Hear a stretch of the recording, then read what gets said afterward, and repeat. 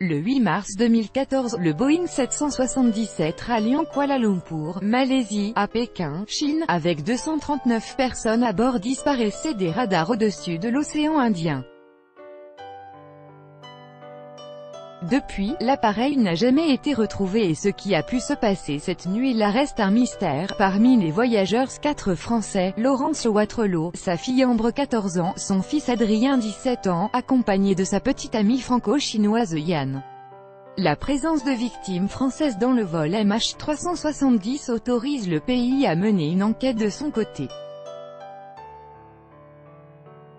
Chose qu'a décidé de faire la France, alors que tous les autres pays concernés par cette mystérieuse disparition ont peu à peu renoncé. Selon une information du Parisien, la section de recherche de la gendarmerie des transports aériens, chargée de l'enquête par la justice, va poursuivre ses investigations, mais sous un angle qui permettrait de remettre tout à plat.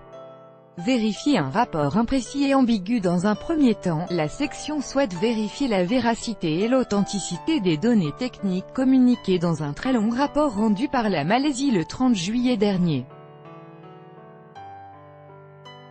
Le rapport est en effet assez imprécis, ambigu et avance des théories sans preuve. La gendarmerie des transports aériens veut notamment récupérer les données du satellite de la société britannique Inmarsat, le dernier à avoir capté un signal de l'appareil.